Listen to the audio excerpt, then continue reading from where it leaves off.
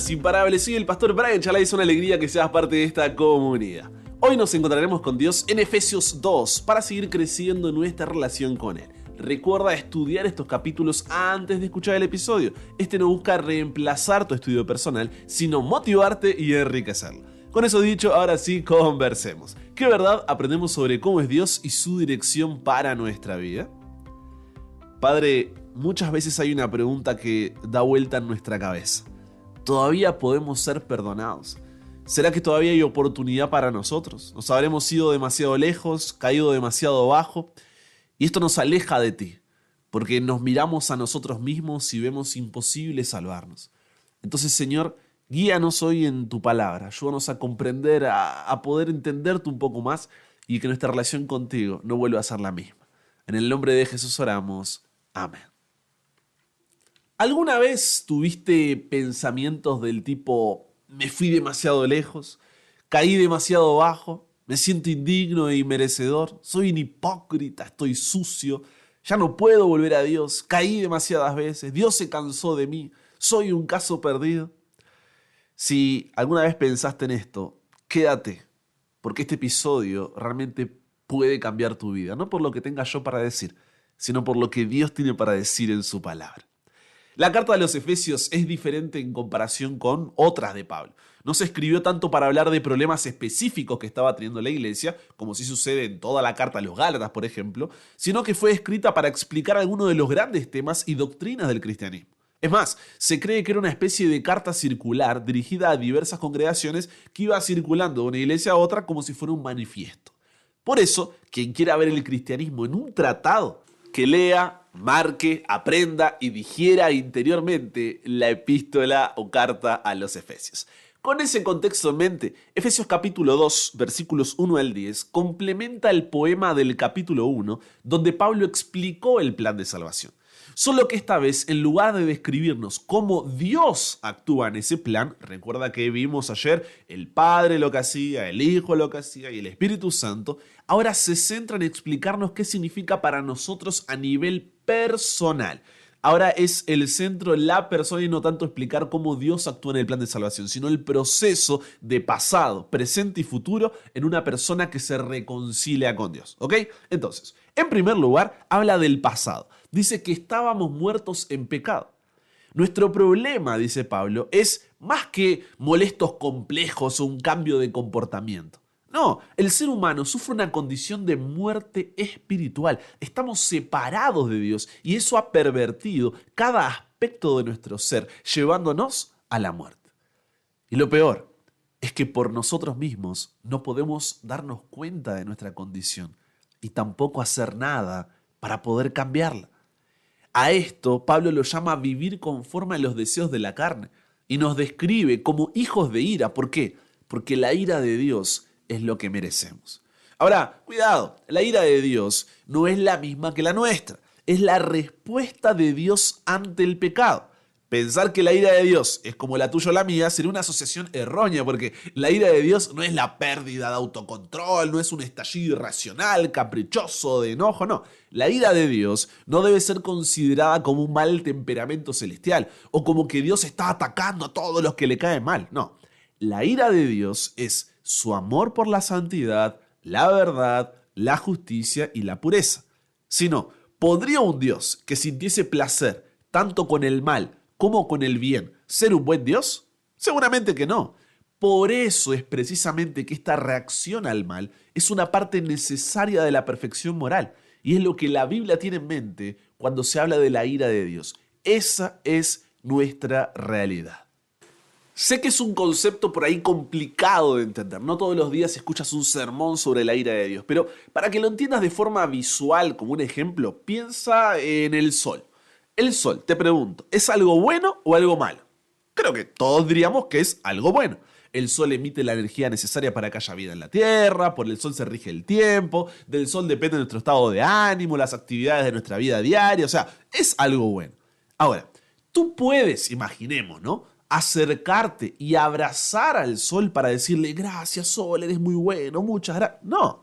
¿Por qué? ¿Qué sucedería si lo hicieras? Serías consumido en el momento.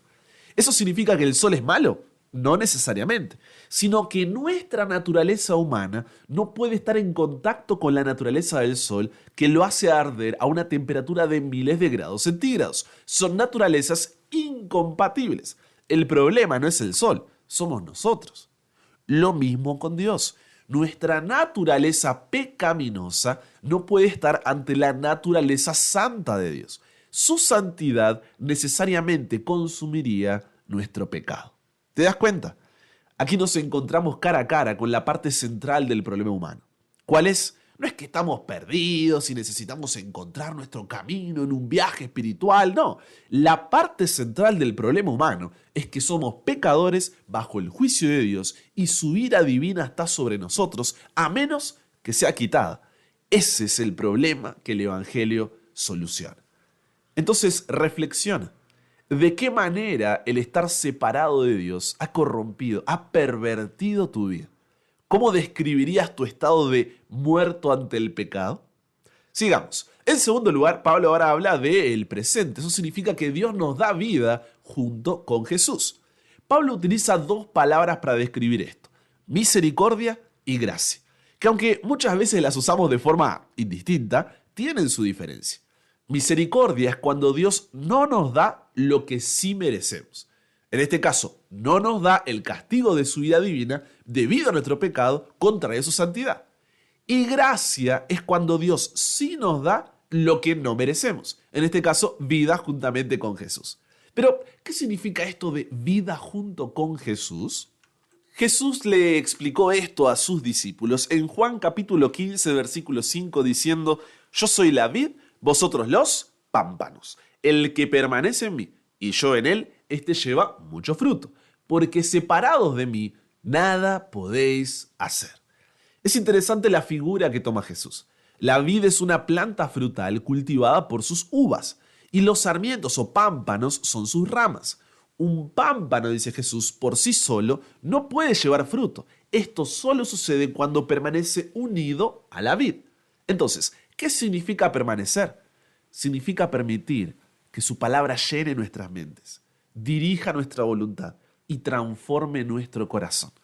Porque en el momento que dejamos de mirar la cruz, nos vaciamos de su amor y el pecado vuelve a llenar nuestras vidas. Fíjate que el permanecer no es el resultado de nuestras propias obras, del cumplimiento de normas y leyes o de una vida según ciertos estándares. ¿Esto tiene su lugar dentro de la vida cristiana? Claro que sí, pero no es la razón por la cual tenemos vida, sino el resultado de tenerla. Yo no cambio para ir a Jesús, voy a Jesús para que Él me cambie. Permanecer no significa que nunca más voy a pecar. Hasta la segunda venida de Jesús tendremos una lucha constante entre nuestro amor natural por el pecado y este nuevo amor que Dios nos demostró. Pero sí significa que tendremos paciencia a largo plazo para entender que es un proceso donde mientras más soy lleno del amor de Dios, más soy vaciado de mi amor por el pecado. Y perseverancia a corto plazo para, a pesar de mi pecado cada día, porque sus misericordias se renuevan cada mañana, permitir que su palabra llene mi mente, dirija mi voluntad y transforme mis afectos, transforme mi corazón. Cuando permanecemos en Jesús, somos crucificados en Él. Morimos con Él, somos resucitados con Él, vivimos con Él, reinamos con Él, somos coherederos con Él, sufrimos con Él, compartimos su gloria. En otras palabras, el Padre no te ve a ti, ve a Jesús, y por eso puedes acercarte confiadamente a su trono, porque no dependes de tus méritos, sino de que Cristo fue tratado como tú mereces, para que tú puedas ser tratado como Él merece. Fue condenado por tus pecados en los que no había participado, para que tú pudieras ser justificado por su justicia en la cual no habías participado. Él sufrió tu muerte para que tú pudieras recibir su vida. Así que reflexiona. ¿Qué te dice sobre el amor de Dios el hecho de que no esperó hasta que fuéramos dignos de amor, sino que nos amó incluso cuando estábamos muertos en pecado y no teníamos nada que nos hiciera dignos de ser amados? ¿De qué formas intentas resucitarte, entre comillas, espiritualmente por medio de tus obras? ¿Y cómo te ha hecho sentir la frustración de no lograr vencer ese pecado? ¿Tu pecado te está alejando de Dios, como Satanás quiere que suceda para mantenerte muerto? ¿O es la razón por la que recuerdas que lo necesitas en tu vida? ¿Cómo el saber que el Padre ve a Jesús cuando confiesas un pecado arrepentido hace que dejes de pensar que el acercarte a Él es algo que depende de tus méritos? ¿Estás teniendo la paciencia necesaria para entender que es un proceso y la perseverancia para que cada día su palabra llene tu mente, dirija tu voluntad y transforme tus afectos? ¿Qué decisiones tienes que tomar que Dios ya te dijo lo que tienes que hacer, pero todavía sigues buscando una excusa para no soltar? Finalmente, en tercer lugar, hablemos del futuro de esta reconciliación con Dios. Dice, nos hizo sentar en los lugares celestiales con Jesús.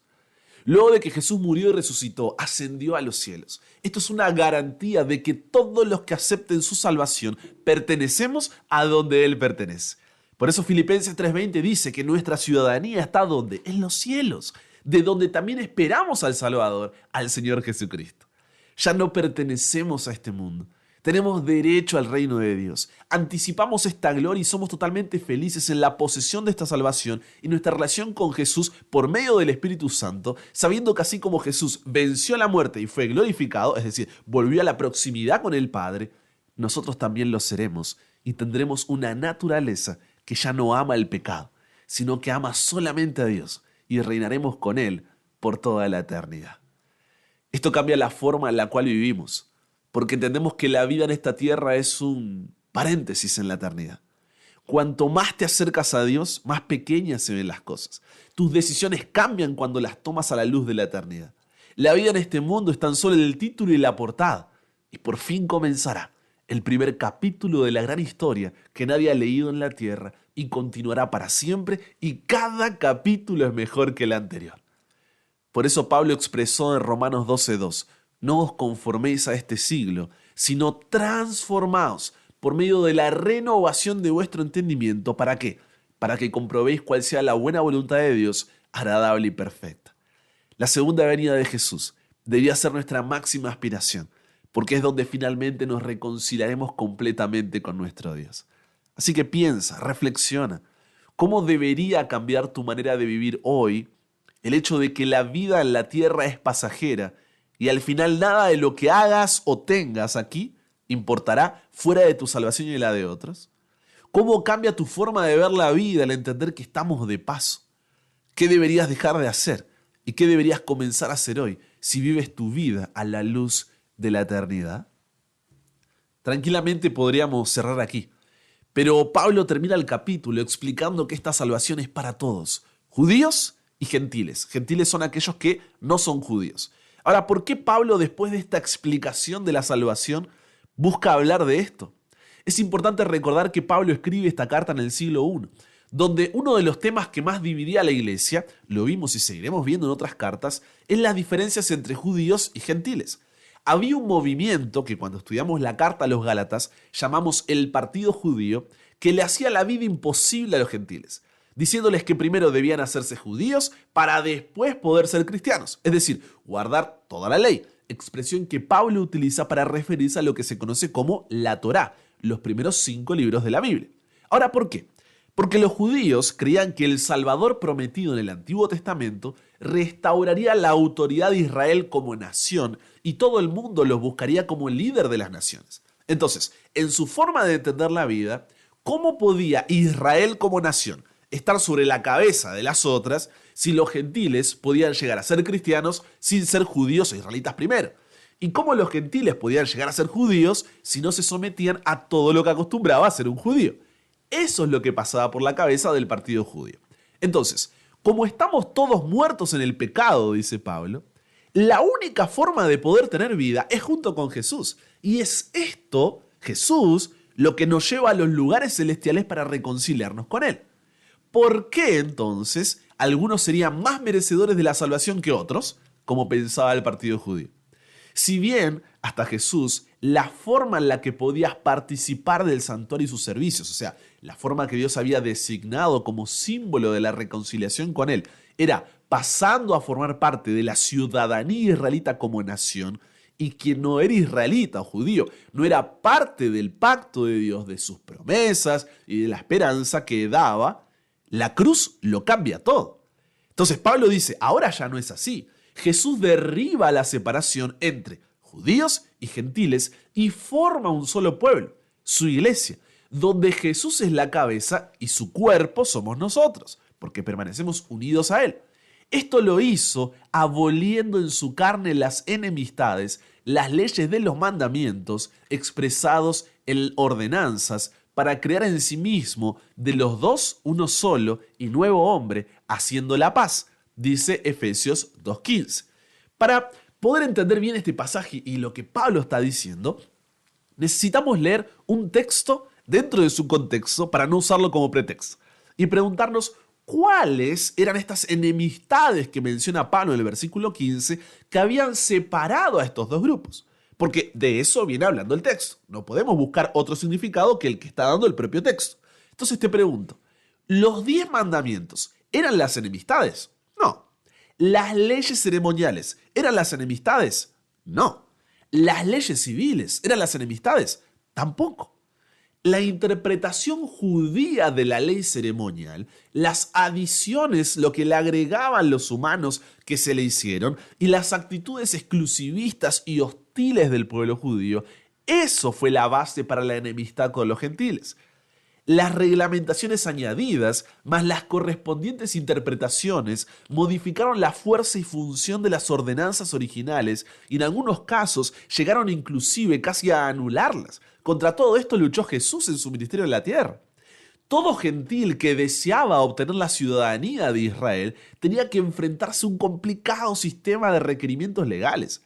Es fácil comprender entonces por qué un sistema tal resultaba tan poco atractivo para el gentil. Así como el Dios que él creía que era el autor de semejante enseñanza tampoco iba a ser atractivo. De esta manera el sistema judío se convirtió en una barrera infranqueable, una pared intermedia que impedía que los gentiles aceptaran la adoración del verdadero Dios. Los judíos abominaban y detestaban a sus vecinos gentiles y estos a su vez odiaban y despreciaban a los judíos. Dios había confiado a los judíos la palabra divina. Ellos eran los representantes oficiales ante el mundo del verdadero Dios. No fue sino hasta la fundación de la iglesia cristiana que hubo otro pueblo al cual Dios pudo usar para que instruyera a los que buscaban salvación. Cuando los judíos rechazaron a Jesús, les fue quitada su condición de representantes oficiales de la verdadera relación con Dios, la cual le fue entregada a la iglesia cristiana, como dice Mateo capítulo 21, versículo 43. Después de la crucifixión, al comienzo, la distinción entre judaísmo y cristianismo no fue entendida con suficiente claridad, y numerosos conversos judíos creían que el cristianismo era simplemente el judaísmo, al cual se le había agregado ahí la creencia de Jesús como el Mesías. Sostenían que los conversos gentiles, además de aceptar a Jesús, debían circuncidarse y ajustarse al sistema ritual judío y demás. Tanto que el concilio de Jerusalén fue convocado para resolver esa situación. Por eso no podemos leer un texto fuera de su contexto y usarlo como pretexto. Y la decisión de este concilio en contra de las opiniones de estos judaizantes fue una. Sin embargo, no todos estaban dispuestos a aceptar las decisiones del concilio. Este proceso de transición del judaísmo al cristianismo es el tema que está tocando Pablo en Efesios 2:15, escribiéndolo en una iglesia que tenía tanto judíos como gentiles. El judaísmo, con su complicado sistema de reglamentaciones y decretos, había perdido su eficacia. El derribamiento de la pared intermedia de separación, más la aceptación de Jesús por parte de los gentiles, había hecho a estos ahora cercanos. Sin embargo, la terminación del sistema ceremonial judío no significó la cancelación de todas las leyes que Dios había dado al pueblo judío, ni las que ya estaban antes del pueblo. La ley ceremonial que simbolizaba a Jesús llegó naturalmente a su conclusión cuando sus símbolos encontraron su pleno cumplimiento en Jesús. Las leyes civiles judías en gran medida habían quedado sin efecto con la desaparición de la soberanía de la nación israelita. Ya el pueblo de Dios no era una nación, era una iglesia. Pero los preceptos morales, los 10 mandamientos, un reflejo del carácter divino de amor, tanto a Dios como al prójimo, son tan eternos como Dios. No pueden ser cancelados, porque existían desde antes de la fundación del propio pueblo judío. Por eso Pablo dijo en Romanos 3:31, luego por la fe, ¿invalidamos la ley? En ninguna manera, sino que confirmamos la ley. Ahora, ¿por qué esto es importante para nosotros? Porque tú y yo, salvo algunas excepciones de quienes escuchan el audio, somos gentiles. Por lo que el mensaje del Evangelio también te incluye a ti, también me incluye a mí, es lo que está diciendo Pablo. Porque delante de la cruz todos somos pecadores, condenados al castigo de la ira de Dios, pero en Jesús podemos reconciliarnos con Dios, ser adoptados como sus hijos y ser herederos de su reino por toda la eternidad. Eso es lo que está diciendo Pablo. Tú y yo también tenemos acceso a esas promesas, a esa esperanza, a esa herencia.